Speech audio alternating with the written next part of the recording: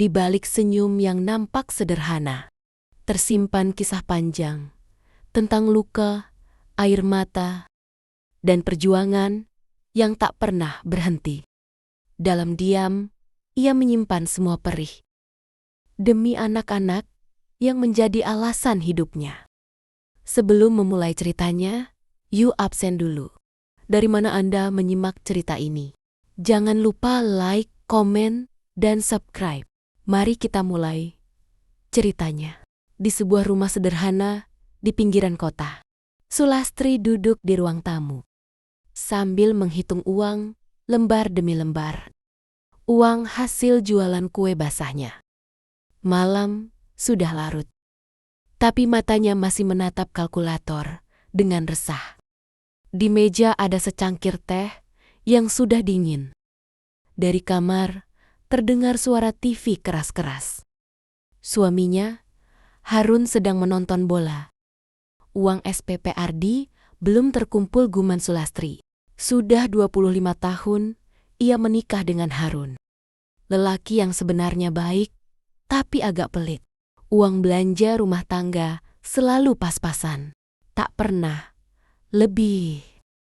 Bahkan untuk biaya sekolah anak-anak, Sulastri harus mencari sendiri dengan berdagang kue, menjahit, hingga menerima pesanan makanan. Harun jarang bertanya, apalagi membantu. Baginya, selama ia memberi uang belanja, tanggung jawabnya selesai. Perhatian hampir tidak ada. Namun, Sulastri bertahan.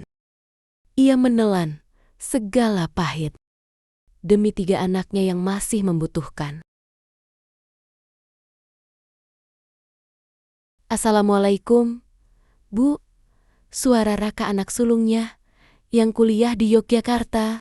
Bulan depan harus bayar biaya kuliah lagi. Tapi jangan khawatir, Bu. Raka juga kerja sambilan kok. Sulastri diam sejenak, menahan tangis. Anak sulungnya sudah berusaha meringankan beban, tapi tetap saja kebutuhan besar menanti. Belum lagi Nisa, anak keduanya yang kuliah di Semarang. Bu, minggu depan ada tugas praktikum. Harus beli buku, katanya lewat pesan singkat. Dan Ardi, si bungsu yang baru SMA kelas 1, sering pulang membawa daftar pembayaran sekolah. Sulastri menghela napas panjang.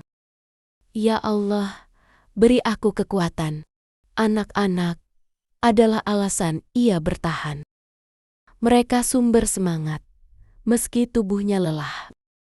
Meski hatinya sering menangis dalam diam. Suatu malam, Sulastri memberanikan diri bicara dengan Harun. Pak, biaya kuliah anak-anak makin besar. Boleh nggak kalau Bapak menambah uang bulanan? Sedikit saja, tanyanya hati-hati. Harun tak menoleh dari layar TV. Aku kan sudah kasih tiap bulan. Urusan kuliah itu kamu aja yang mikirin. Lagian, anak-anak bisa cari beasiswa. Jangan manja. Sulastri tercekat. Ingin rasanya berteriak, ingin mengatakan bahwa dirinya sudah jungkir balik. Berjualan sejak pagi sampai malam. Tapi kata-kata itu hanya berhenti di kerongkongan. Yang keluar hanya lirih. Iya, Pak. Yang keluar hanya lirih. Iya, Pak.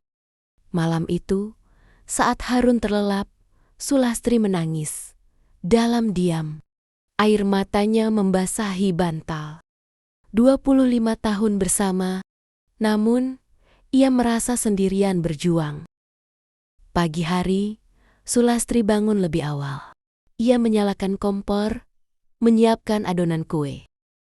Tangannya lincah meski sering gemetar karena lelah.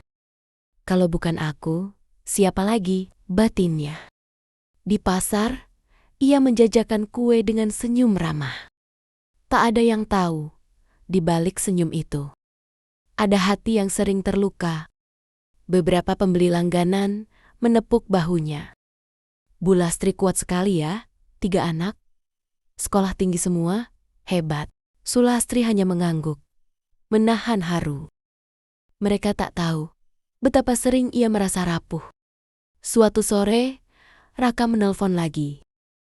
Bu, Raka dapat beasiswa, Bu. Semester ini, uang kuliah gratis, alhamdulillah. Air mata Sulastri tumpah. Ia hampir tak bisa bicara. Syukur, Nak, syukur. Tak lama kemudian, Nisa juga memberi kabar. Bu, aku keterima kerja paruh waktu. Bisa bantu bayar kos sama buku. Hati Sulastri meleleh. Anak-anaknya tumbuh mandiri berkat perjuangan yang ia jalani tanpa henti. Di tengah rumah tangga yang hampa kasih sayang, Sulastri menemukan cinta sejatinya. Cinta dari anak-anak yang tak pernah melupakan jerih payah ibunya. Suatu malam, Sulastri duduk sendiri di teras rumahnya. Bulan bersinar, redup ia menatap langit, lalu berbisik. Ya Allah, 25 tahun aku bertahan. Aku tidak menyesal menikah, tapi aku lelah. Suamiku tidak pernah benar-benar mengerti aku. Tapi aku akan terus kuat, demi anak-anakku. Air matanya kembali jatuh. Ia sadar, mungkin cintanya pada Harun sudah lama pudar. Yang tersisa hanyalah tanggung jawab dan ikatan pernikahan. Namun, meski hati sering terluka, Sulastri bangga pada dirinya. Ia tak pernah menyerah. Suatu hari, ketiga anaknya pulang bersamaan. Raka dari Yogyakarta, Nisa dari Semarang, dan Ardi yang masih SMA. Bu, kami pulang, bawa oleh-oleh, kata Raka, sambil tersenyum lebar. Mereka bertiga memeluk Sulastri erat. Air mata ibu itu mengalir deras, tapi kali ini bukan karena sedih, melainkan karena bahagia. Bahagia melihat anaknya Nania tumbuh dengan penuh kasih dan hormat. Mereka tahu siapa yang menjadi pilar keluarga. Bukan ayah yang pelit dan acuh, melainkan ibu yang bekerja tanpa lelah. Yang tak pernah mengeluh, meski hatinya penuh luka. Bu, suatu hari nanti, biar kami gantian bahagiakan ibu, kata Nisa sambil menggenggam tangan ibunya. Sulastri menangis di pelukan anak-anaknya. Untuk pertama kalinya, ia merasa ketabahannya benar-benar berarti. Hidup Sulastri bukan kisah indah dengan suami. Yang romantis, ia tidak mendapatkan perhatian, tidak mendapatkan kemewahan. Yang ia dapat hanyalah tanggung jawab berat, rasa sepi, dan cinta yang harus ia beri sendirian.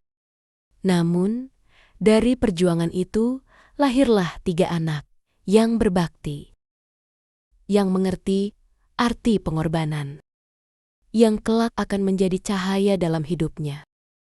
Malam itu, sebelum tidur, Sulastri menatap wajah suaminya yang terlelap. Ia tak lagi menunggu perhatian. Ia hanya berbisik dalam hati. Terima kasih ya Allah, Engkau beri aku kekuatan selama ini. Aku akan terus bertahan, karena cinta seorang ibu lebih besar dari luka apapun. Dan sekali lagi, air mata jatuh. Bukan sekedar air mata kesedihan, tapi air mata ketabahan seorang istri. Terima kasih sudah menonton sampai akhir. Jangan lupa like, komen, dan subscribe. Sampai jumpa di cerita berikutnya.